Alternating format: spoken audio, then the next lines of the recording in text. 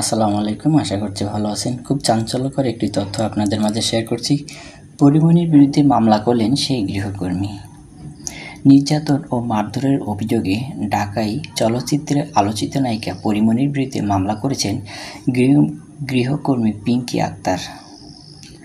মঙ্গলবার ঢাকার metropolitan magistrate Nazmin আক্তারের আদালতে মামলা করেন ভুক্তভোগী গৃহকর্মী।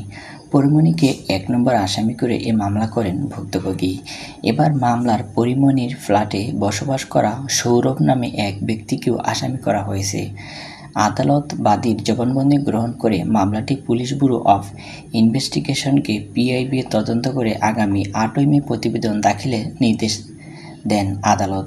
এ তথ্য নিশ্চিত করে বাদীর আইনজীবী অ্যাডভোকেট নাসিরুজ্জামান নিশান বলেন, চলতি বছরের ৩ এপ্রিল পরিমণির বিরুদ্ধে মারধরের অভিযোগে ঢাকায় ভাটারা থানায় লিখিত অভিযোগ করেছিলেন পিঙ্কি আক্তার। তবে সেখানে প্রতিকার না পেয়ে আদালতে মামলার আবেদন করে ভুক্তভোগী পিঙ্কি আক্তার। আদালত বাদীর জবানবন্দি নিয়ে মামলাটি পিআইবিকে তদন্তের নির্দেশ দিয়েছেন। মামলা এজাহারে বাদী অভিযোগ করেন, ২০২৪ সালে মার্চ মাসে পরীর বাসায় কাদের এজেন্সি নামক প্রতিষ্ঠানের মাধ্যমে গৃহকর্মীর কাজে যোগ দেন। একটি বাচ্চাকে দেখাশোনার দায়িত্ব নিয়ে এজেন্সি হতে বাদীকে আসামিদের বাসায় নিয়োগ দেওয়া হয়। তবে সেখান থেকে ২টি বাচ্চার দায়িত্ব পালন করতে হতো। এছাড়া বাদীকে দিনে ও রাতে উভয় সময় বাসায় রান্নার কাজ করানো হতো বলে মামলায় অভিযোগ করা হয়। বাদীর চাকরি একান্ত আবশ্যক হওয়ায় তিনি মুখ বুজে সব সহ্য করে আন্তরিকতার সাথে সব দায়িত্ব পালন করে আসছিলেন। তবে চলতি বছরের ২ এপ্রিল দুপুরে পরিমণি তার মেকআপ রুম থেকে বের হয়ে বাচ্চার রুমে এসে বাদীকে অকথ্য ভাষায় গালিগালাজ শুরু করেন। গালিগালাজ কেন করেছেন জানতে চাইলে পরিমণি বাদীকে বলে, তুই আমার বাচ্চার জন্য দুধ কেন তৈরি করছিস? এখন ওকে সলিড খাবার দিবি।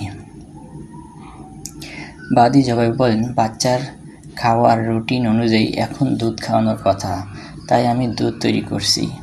এই কথায় ক্ষিপ্ত হয়ে পরিমণি বাদীকে মাথায়, মুখে ও চোখে চড় থাপ্পড় মেরে আহত করেন।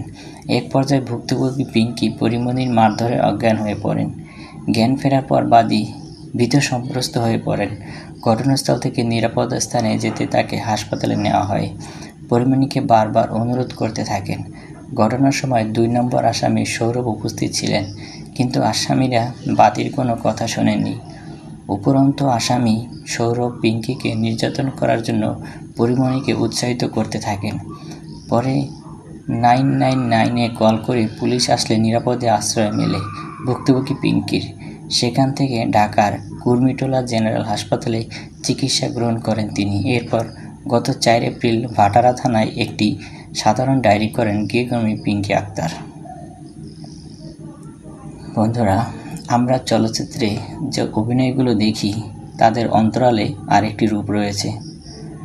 এই ঘটনার দ্বারা তারই বহিঃপ্রকাশ ঘটে। ভালো থাকবেন সবাই। আসসালামু আলাইকুম।